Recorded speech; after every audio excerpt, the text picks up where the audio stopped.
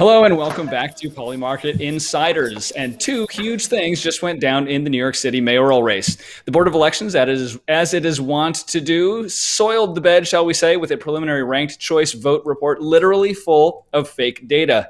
Just as a shrewd group of traders was amassing a small fortune on Polymarket trading the outcome of that race. Today we've got crack City Hall reporter here to take us inside the BOE's colossal blunder and one of those traders rolling around in a big pile of cash to tell us how he did it and where he sees this race going next. We're also giving away our own small pile of cash, $50 to be exact, to one lucky viewer who correctly answers today's flash cash trivia question. We're glad you're here, so let's get into it.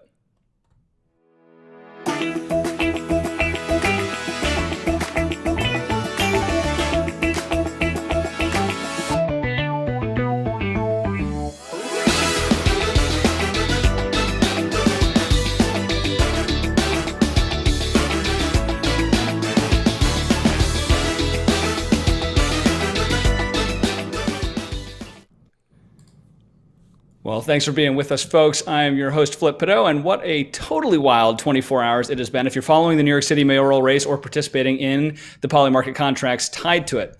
I cannot overstate the magnitude of the screw-up of the BOE, an agency renowned for screw-ups, incompetence, and straight-up patronage-fueled corruption. This was, of course, the first ever major race that New York has done with ranked choice voting. Following a ballot amendment in 2019, the hapless citizenry overwhelmingly voted to usher in RCV and charge the bumbling BOE with administering a far more complex voting system than it is accustomed to bungling. The BOE has a history of foul-ups, most recently in 2020 when 100,000 Brooklyn voters received absentee ballots or mail-in ballots with the wrong names and addresses. In 2016, of course, perhaps most famously, a suspiciously Hillary-friendly purge of some 200,000 voters off the voter rolls is just among the more recent known examples of this cesspool of patronage and nepotism operating in the way that we have all become all too accustomed to. The supposed balance in the BOE, its approach to staffing all of its major positions with political appointees, is supposed to provide some kind of a push and pull between the Democrats and the Republicans. But really, it's an open secret that this system breeds incompetence, kind of a deliberate incompetence, given that the patronage that these jobs, these effectively no-show, useless jobs at the BOE are simply the currency of political gamesmanship and horse trading in New York City and, of course, throughout New York State. But today, we want to bring in political reporter from City and State New York, Jeff Coltin, who has been all over this story. But very first, before we get to Jeff, I want to get to that trivia flash cash question of the day because it is time to win free stuff.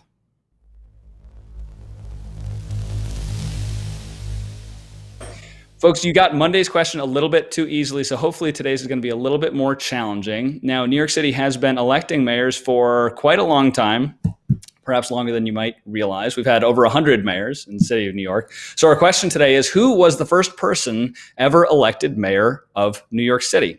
And what body administered that election?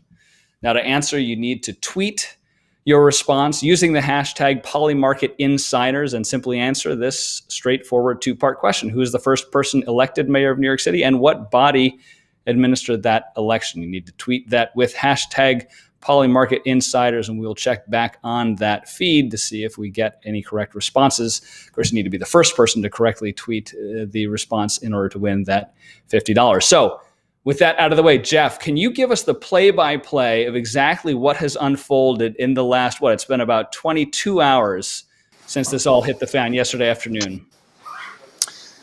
Yeah, so look, yesterday, the New York City Board of Elections promised that we would be getting preliminary ranked choice voting tabulations, only including the in-person votes. We're not expecting the full results, including absentees, until next week or the week after. So this was preliminary. However, this was going to show if candidates like Kathryn Garcia or Maya Wiley had a legitimate path to victory in the Democratic primary. They released the results yesterday, as expected. And pretty immediately, a bunch of wonks and bettors and Twitter users and campaign staffers are like, wait, these numbers are fucked up. They noticed something was awry, namely that there were about 140,000 votes in the total that we did not expect to see. So after a couple hours, the Board of Elections, after being pestered from every which direction, the Board of Elections admitted, yes, there was a discrepancy. And a few hours after that, they pulled the results and they said, actually, we screwed up. We included about 135,000 fake test votes. They had some test votes in the system to, run the algorithm and make sure it worked. They forgot to press the clear button. And so they included a bunch of votes that did not come from humans. They were just test votes into those preliminary tabulations, which screwed everything up. Yeah, that's putting it lightly. Screwed everything up. As you said, it didn't take too long before folks on Twitter, including some traders, Polymarket traders, other candidates actually, Foldenauer, what's his first name? Aaron Foldenauer, sort of one of the more minor but balloted candidates. He put up a spreadsheet on Twitter. I think we might have a copy of that, sort of showing the magnitude of the discrepancy here, which effectively showed that not only did vote count from. No, can you hear me? I think we're still on. Our producer, maybe you can let me know in my ear if we've gotten interrupted here. But here you go. Here's the Foldenauer spreadsheet. There are a few different versions of this going around Twitter around the same time, 4:30, 4:40 yesterday afternoon.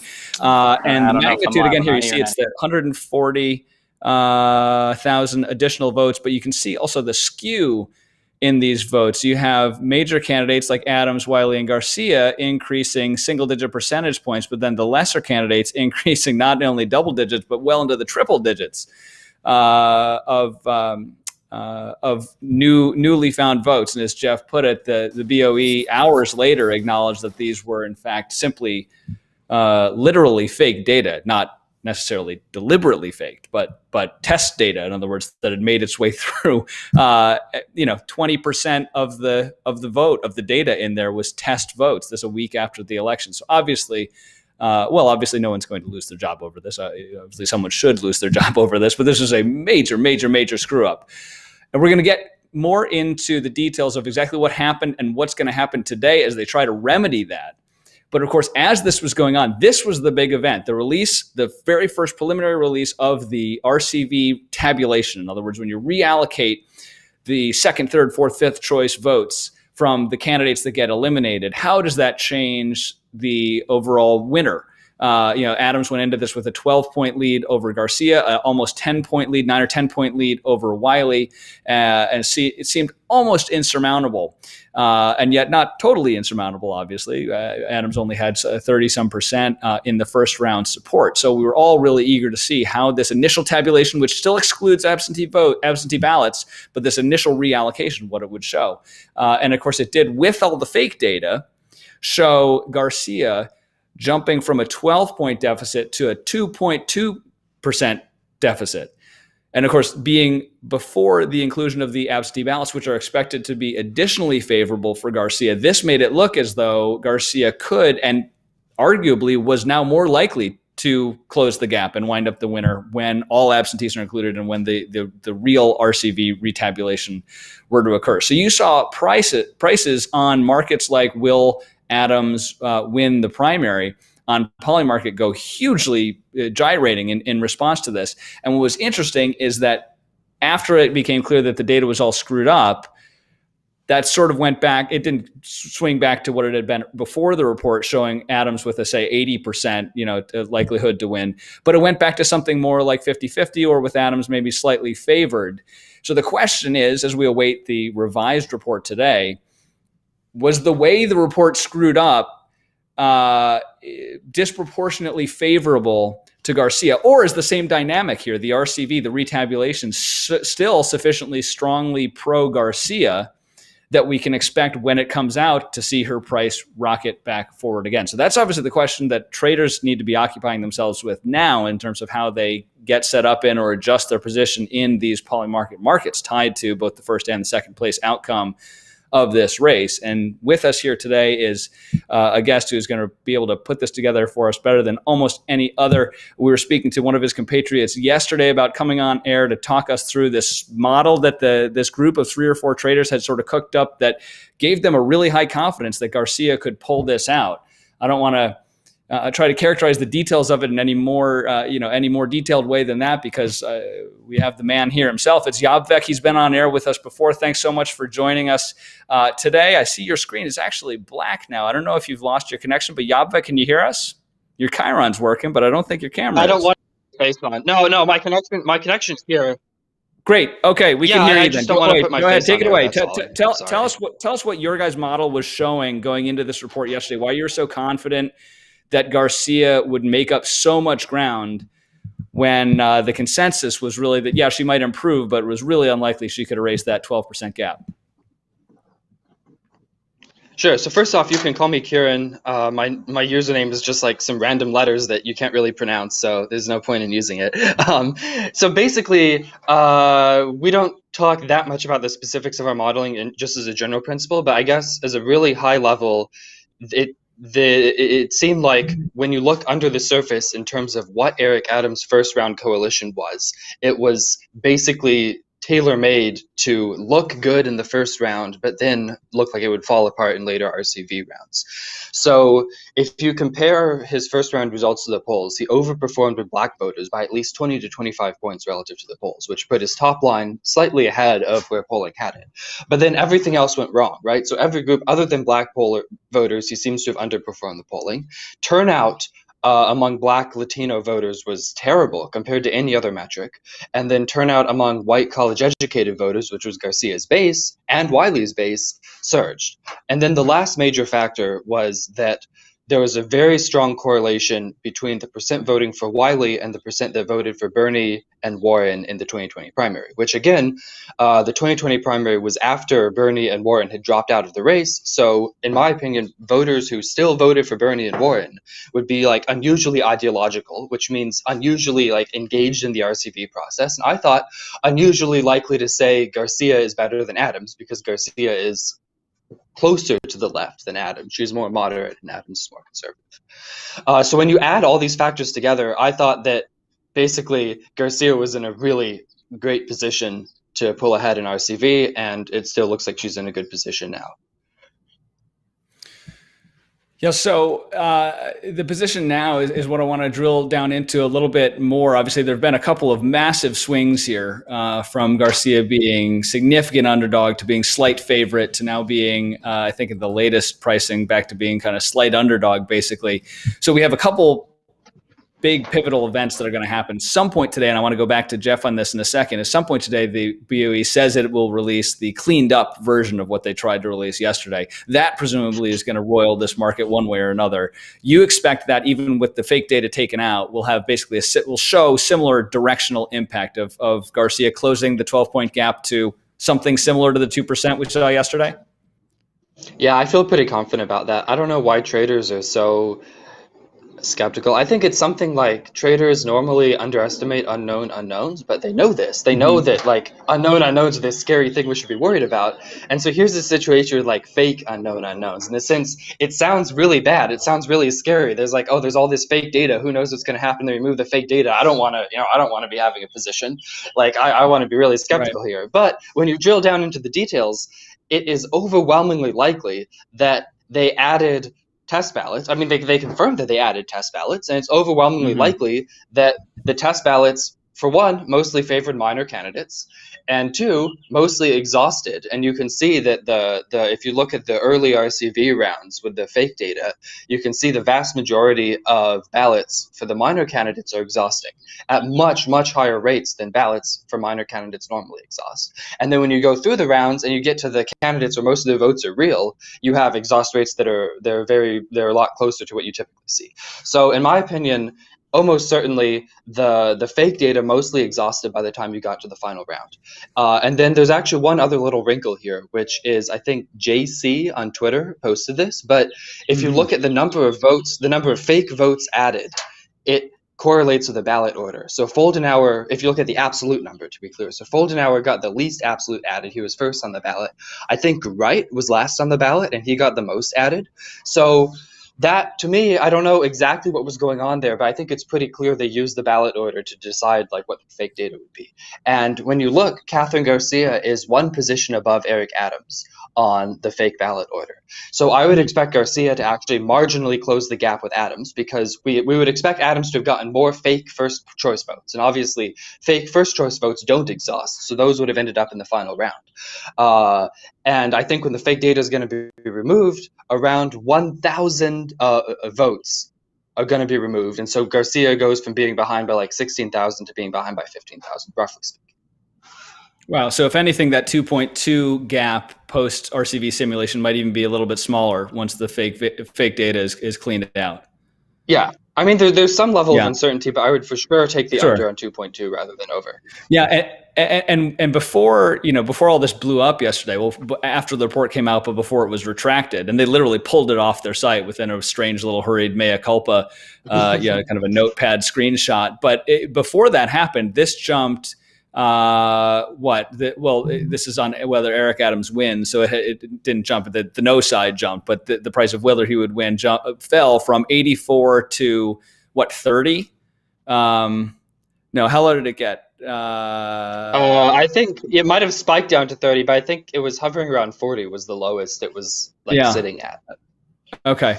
So in any event, though, when that comes out, especially if it shows something more narrow than 2.2, you've got to think that this is going to continue to trending lower. But I'm curious whether your modeling gives you a sense of how close that gap really needs to be, given the volume, the 125,000 absentee ballots that are still out, which, again, are expected to favor Garcia. But are you able to quantify the degree to which they're expected to favor her, and therefore to come up with kind of a threshold, if she's within 3 percentage points, if she's within 1.5 percentage points of Adams after the RCV simulation? What number there gives you confidence that not only is she in spitting distance here, she's actually going to close it out?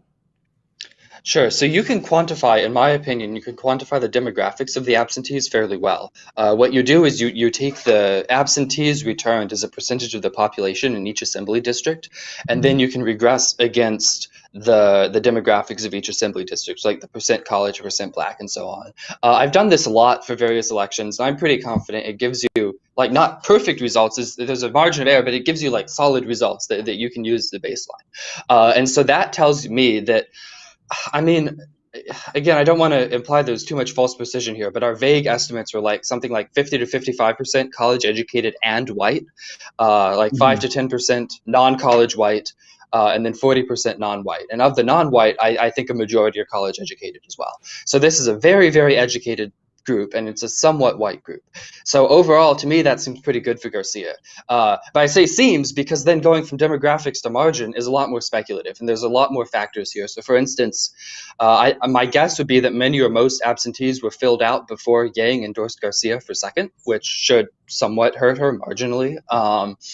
And so anyways, there's a lot more guesswork there. But my guess for the end result is roughly Garcia would like to be behind by 4.5 to 5 or less to win with absentees are included. So obviously being behind by 2 to 2.2 is a lot better for Garcia. Yeah, so I feel reasonably good. To be clear, again, elections are very random. Weird things can happen. In particular, the Board of Elections could decide to randomly throw out half the absentee ballots like we know they've done in the past and decide they're invalid.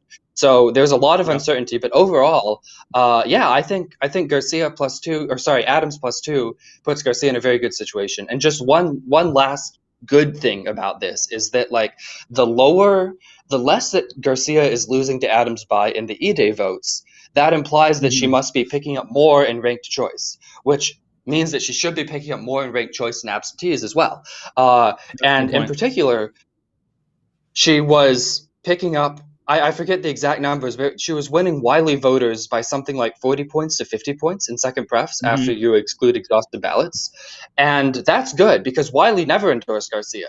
Like, if Wiley voters are putting Garcia second, it's just because they think Garcia is ideologically closer to them than Adams is. And absentee ballot voters tend to be more ideological, tend to be more strategic, tend to be more tuned into politics. So that to me is a very bullish sign that Wiley and Garcia should consolidate in the absentees. Okay, and I've got one more question before I throw it back to Jeff, because this came in over the chat. It's from Jason Pipkin, alum and friend of the show, who wants to know, Kieran, if you have any sense of the odds that Wiley will edge out Garcia, at least for this preliminary tabulation. Yeah, so because she came close. Garcia, sorry to interrupt. She came close to edging out Garcia in that 10th round, the penultimate round, where I think it was just 0.5 percentage point by which Garcia eliminated Wiley. So. Sorry to interrupt, but yeah, if you have a sense of the likelihood that Wiley could actually pick it up when you take out the fake data. Yeah, so Garcia was ahead of Wiley by 3,800 votes in the round where Wiley was eliminated. The fake data gave Garcia a margin of 2,000 votes over Wiley. And I believe Wiley was 3 places ahead of Garcia in the ballot order, either 3 or 4, I think. I don't know if you have that available and you can double check me. But the point being, I think it's possible. I think there's like maybe 20 to 25% chance Wiley temporarily overtakes Garcia. So basically the way to look at it is you have the 1,800 vote margin when you subtract 3,800 minus the 2,000 that Garcia netted in the fake votes. And then the question is, did Wiley actually win the real votes? Because just to be clear, not all the votes that were added were fake. I'm pretty confident that there was like 5,000 to 10,000 real votes from election day, from unreported scanners. And those were in areas that somewhat favored Wiley over Garcia, not by a huge margin, but a little. So I wouldn't be shocked if the fake votes had actually favored Garcia by a margin of more than 2,000, and then this was partially compensated for by the real votes favoring Wiley over Garcia. So I hope that makes sense. And so the upshot is that, just as like a random guess, I would expect Garcia to lose 2.5 thousand votes relative to Wiley in the first round, which brings her to a 1,300 vote margin over Garcia in the penultimate round. And then the question is just if second preferences will change. And I don't think it's likely that they'll change, but it's totally possible that they'll change enough for Wiley to move ahead.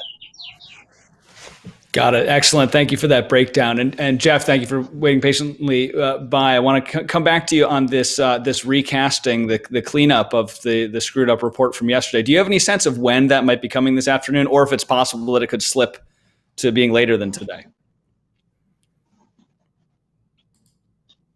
I think you're muted there, Jeff.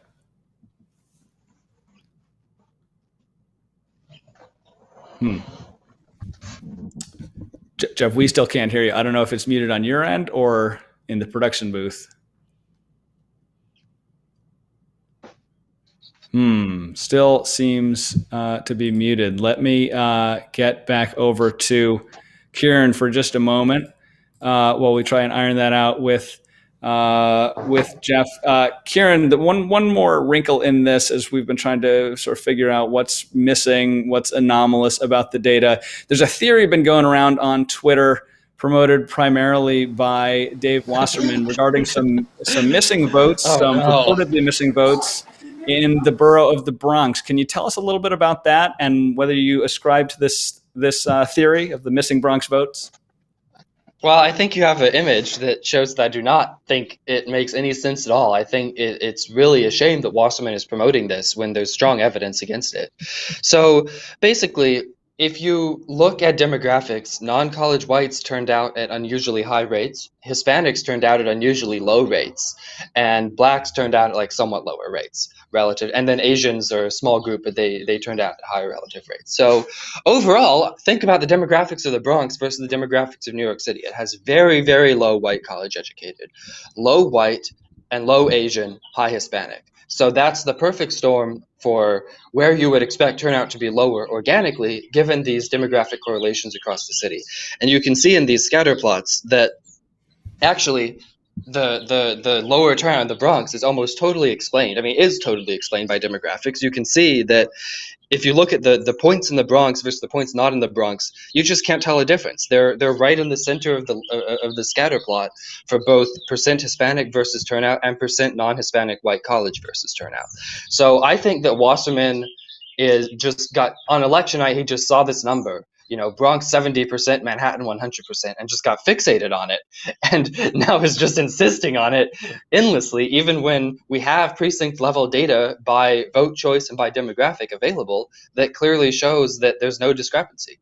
And then the other theory that I heard that was somewhat more plausible was that Hispanic turnout isn't actually low. The BOE is just having a problem processing Spanish language ballots. But I also don't find that plausible, because you can regress turnout. You can regress relative turnout. So 2021 turnout versus 2020 turnout. You can regress this on the percent of people that speak English in a precinct, right? And if you filter to so if you do a regression, it's like Hispanic and English, or if you filter to unusually Hispanic neighborhoods and you do a scatter plot, you can see that there's just no relationship at all between language and turnout. So turnout was depressed among English-speaking Hispanics, Spanish-speaking Hispanics, everybody.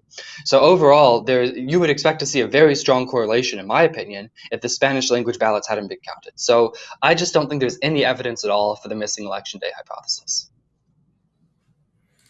Okay, fair enough. And I don't want to spend too much time beating up on Wasserman, but of course he was one to, if not call, then to sort of soft call the race for Adams with a fairly small percentage of the vote in on primary day, which obviously was now somewhat, let's not say laughably, now somewhat clearly premature. I guess Adams still could pull this out, obviously, but it was obviously premature when a vote like this, an unprecedented New York City, citywide ranked choice vote with significant mail-in vote component to call it then. So he may be somewhat more inclined to be grasping for anomalies in a race where you don't have to go too far to find real anomalies. May explain some of what's going on there and clinging to what I appreciate your debunking as a relatively easily debunkable theory of missing votes. In fact, we don't have missing votes. We have too many votes, even though we have all of these elusive fake votes. But let's turn back to Jeff, if we could, see if we've got the AV issues worked out. Jeff, can you hear us? Yeah, can you hear me? I can hear you fine. I can indeed hear you. So let's go back to what I was asking about before. Do you have any sense in the timing of the cleaned up version of the BOE data? No, I do not. The Board of Elections has not communicated what time to expect it. And in fact, I just got, rumor has it from a reliable source, only one source, but a reliable one, that the Board of Elections is now considering not releasing that data today and will in fact just wait until all of the absentee ballots are counted. Again, not confirmed, I'm not sure, but I think as the day goes on, frankly, yes, the chance that the Board of Elections releases this RCV in-person tabulation corrected is decreasing. Oh, wow. So we may not see anything then until what would it be next Tuesday at earliest, right? That we would get the data with the absentees? That's correct. They have always said that to expect a unofficial RCV tabulation with absentees on Tuesday, July 6th. So yes, rumors now flying that we might not hear anything until then. Gosh, and didn't forgive me? It may have been in one of your tweets or coverage about this, but in a meeting that they had a couple of days ago, didn't the commissioners mention something about them all being about to leave for vacation middle of this coming week? Yes, I mean, to be fair, that's the commissioners. They just vote on stuff. It's it's the actual staff and employees that are the ones that are running the numbers and counting votes. So look, I would like the commissioners to be there, but I don't think that will actually slow anything down. Yeah, well, and it wouldn't really qualify as a no-show patronage job if you were there during, the biggest foul-up of the biggest election since the city charter was amended to change the way that we count votes in the city of New York. Okay, so terrible news from you. Thank you for that in terms of when we might or might not hear about the actual results of this. What about longer-term fallout? I know there's been already some talk about lawsuits. In fact, in your updated coverage of City and State New York, you talked about the city already putting out sort of a calendar here for not to file lawsuits, but basically to plant a flag to preserve your standing if you're a candidate that wants to later challenge the validity of these results. Given the magnitude of the foul up here by the BOE, even if we get the full but uncertified results in, say, a week, could this be months before we have an actual certification or the exhaustion of the various legal challenges? I hope not. But yes, if there is a legal challenge, it's entirely possible that a judge would, halt the counting or force a hand count of nearly 1 million votes in the mayoral race. That said, there's always this situation of candidates filing preemptive lawsuits, kind of reserving the right to challenge an election. And sometimes it does, and sometimes it doesn't. And this isn't necessarily an RCV thing. This is just the nature of hotly contested elections. So we will see what happens there. Right now, I'm still expecting almost all the races to be called by the week of July 12th. But yes, of course, there is the possibility of litigation stretching that out. Now, if we don't get this cleaned up version of the report that they pledged yesterday to deliver today, are we going to get anything? Is it possible we'll get little dribs and drabs of data, or is this basically going to be, after what happened yesterday, if they don't do it now, they're just battening down the hatches so that they don't put out anything else that's going to be even more wrong? That's my guess. The BOE has been putting out, absentee data daily and some other information. But if we don't get the updated in-person RCV tabulation today, I don't expect to hear anything from the Board of Elections until next week, probably Tuesday, since I think Monday is a government holiday. What fun. Hey, Kieran, I want to take a quick look at the second place market, which I think we have loaded up to bring on screen here as well on Polymarket. This is for who will come in second place in the overall, the final tally of the primary. So this is not just based on the first round, nor on the simulated RCV without the absentees, but it'll be on the real RCV once all the absentees are counted. Is this a market that you're currently in? And either way, is this one that you would have any guidance for traders that are looking at this in terms of whether Wiley might edge out Garcia, whether it would be Adams if it's not, if Adams not in first, he would be in second. How are you looking at this one with the pricing here currently for people's reference? Adams at 53, Garcia 41, and Wiley very distant third at 5 cents. Yeah, it's just another place to bet on Adams being second and Garcia being first. I think Wiley is very, very unlikely to come in second overall, even if she edges out Garcia in the fake RCV, which again, we may not even get the fake RCV. So overall, I just don't think it makes any sense to bet on Wiley because absentees should favor Garcia over Wiley by a pretty big margin. I did actually have a question for Jeff, though, which is I thought that the next release of RCV was not with all the absentees, but was likely only going to be with some of the absentees. So do we know if the BOE decides to cancel the release today, do we know if they would still release a partial release next week, or if they would just wait like multiple weeks until every absentee is counted? I do not know. That is a good question. Yes, they were planning to release the data with all of the absentees counted up until July 6th. July 6th. Exactly. I've heard that absentee counting is going quicker than expected. We might have most or all of the absentees counted by July 6th. But look, we will see where that goes. I guess there's just not enough information. Do you know right now. The Board of Elections has not been talking. Do you know off the top of your head if any of the assembly districts have completed their canvass? Because that at least is public. I just haven't looked. I don't. My understanding is yes, they started counting 2 or 3 days ago. So I would think I feel like if they're going to get done by next Tuesday, they better have completed some assembly districts by now. And I just don't know if they have. I have not checked either. I've been too focused on this RCV tabulation. Yeah, I know. Okay, yeah, I'll probably check after this. So, Jeff, talking about longer-term fallout from this, we're talking about the lawsuits and things like that. But looking even further down the stretch, obviously, we talked at the top about how this is the first RCV citywide vote that New York has done, with the BOE falling on its face so spectacularly. I mean, again, it takes an amendment to the city charter to change this. We overwhelmingly the citizenry voted something like 70-30 or 75-25. 2 years ago to begin this process. But beyond just the BOE mistake, there's already been some kind of racially charged blowback about the fairness, the equity of this kind of a system where if you have candidate Garcia benefiting to the detriment of two African-American candidates, Wiley and Garcia, are people going to throw up their hands and say, well, this is now a racially unfair process, and it's one that the city can't administer, and so we can't trust the results, and so let's do away with it. I mean, is it possible that this will be the first and last time we see a citywide RCV race in New York, or that other municipalities might cool to the idea that we're thinking about implementing it? sadly, it's entirely possible. Yes, there have always been critics of RCV, particularly black city council members and assembly members who do feel like this might hurt their candidates and their communities. The RCV supporters say that's not true, but there's a skepticism of the system. And yes, I think that if Garcia were to quote unquote come back to beat Adams, my gosh, there would be so much criticism. We're already seeing a little bit of it. Yes, that that this system is keeping New York City from having its second ever black mayor.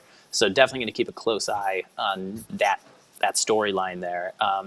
Look, to be clear, this was simply a computer error by the Board of Elections, or a data error. This actually didn't really have anything to do with RCV. It's not like, they screwed up the system or whatever. Mm-hmm. So I would hope that there is some acknowledgement of that in the hot takes. In the criticism of the Board of Elections, which is fair, you shouldn't maybe go too far overboard in criticism of the RCV system, which is only tangentially to blame for the error that we saw yesterday. Kieran, what do you think? Do you have a preference in terms of just democratically, which version you like? I imagine as a political trader, you probably prefer RCV. There's just more angles to calculate, and if you're good at calculating them and modeling them, there's more money to be made. But do you have a preference in terms of which way you'd like to see this go? So it's interesting because Adams got an enormous amount of criticism for saying that the Garcia-Yang alliance was racist, and RCV is racist, and so on. But I think there's a version of that argument that actually checks out. So I'm conflicted about RCV. I think the strongest anti-RCV argument is basically that political power always flows to especially in a very divided city like New York, it always flows to the college-educated elite. It always flows to Manhattan.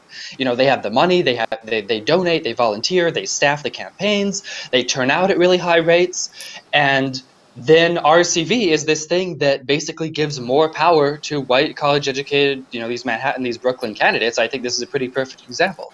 And it's like, well, we already have the system rigged in so many ways in favor of this demographic that is not the majority of the city. It's actually a small minority of the city. That why do we need to rig it again? Because historically, one way that black candidates and black people in general have had political power is by coordinating better than white candidates can. And we saw this here, right? So black candidates, and I think majority black unions, majority non-white unions, coordinated around Adams, and the black establishment coordinated around Adams. Adams got 70 to 75% of the black vote.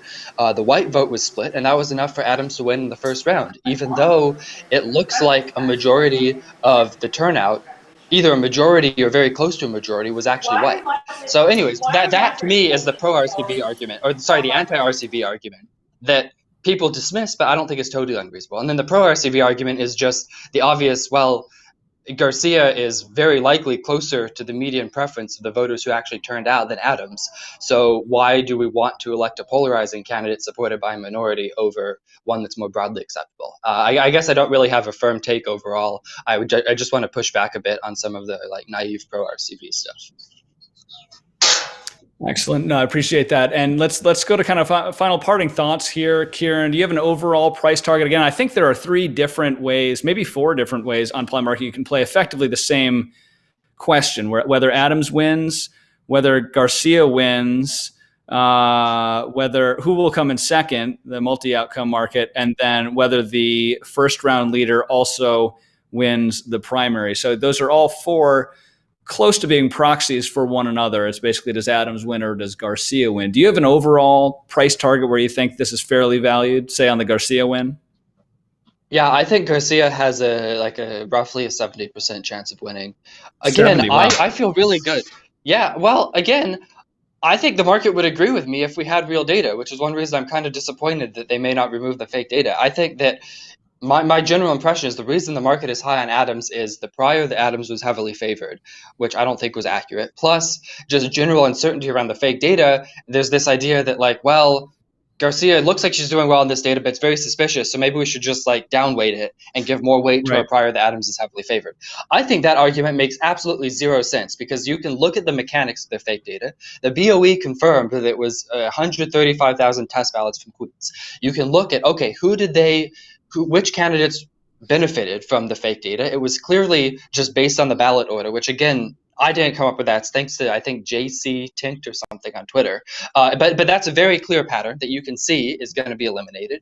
You can look and you can see that the candidates where most of their votes were fake also had most of their votes exhaust. So I'm not saying that for sure all the test votes exhausted, but it does seem likely that the vast majority exhausted by the end. And then you can also see that the evidence shows that Adams probably got more fake ballots than Garcia in the first round, which means he has more fake ballots in the final round. So I think with all this evidence coming together, and with the BOE actually explicitly saying it's test ballots, the uncertainty is pretty low. On the other hand, the uncertainty around absentees, I think, to me, is a bit higher than some people think. Maybe I shouldn't be saying this because I do want to sell out some of my position, but absentees are really uncertain. We don't know what candidates, what the preference is. We don't know for sure what the demographics are. We don't know how many will be rejected. So in general, yeah, I'm at 70%, but I think it's mostly from being very skeptical that the fake data, or I should put it, being very confident that the fake data is a good guide to how the E-Day votes broke down. Right. And just so our traders can live vicariously through you on this one, if you're willing to tell us, you mentioned that you're trying to unload someone out of this huge Garcia position you have. How big did you plow into this move before the report came out yesterday? Sure. So I had around 190,000 shares of Garcia. So that was risking $18,000 to win around $172,000 if I just held until a Garcia victory. And since then, I sold around 2/3 of my position. So now I have around 60,000 Garcia shares. Fantastic. Well, congratulations. And thank you really for sharing your insights and kind of your outlook from here going forward. Folks can follow Kieran on Twitter at IABVEK. And Jeff is JC Coltin, TIN in Colton. And Jeff, can you just tell folks, because again, truly, not just saying this, you have been the guy to watch in City Hall and at the BOE on this for the breaking update. So I want all of our viewers to benefit from your ongoing real-time coverage. Where can they, in addition to Twitter, make sure that they're benefiting from all of your insights as this continues to unfold? I only wish it were ethical for me to bet on it as well. You can follow me at cityandstateny.com. That's my outlet. I write for City and State. I also have a weekly newsletter called Campaign Confidential. I will be covering the remainder of the 2021 elections. I'm going to be transitioning soon to 2022. So follow me there, Campaign Confidential and City and State. Perfect. Well, thank you again, Jeff. Thank you, Kieran. Thank you, viewers, for joining us. We'll be back a bit later this week at 2 p.m. In the meantime, you can follow us on Twitter at Old Bull TV. Make sure you subscribe to the channel before you go. If you didn't on the way in, let us know your requests for future market coverage, guest nominations, and questions about this or any prior episode. Thank you again for watching. Happy trading, and we will see you next time.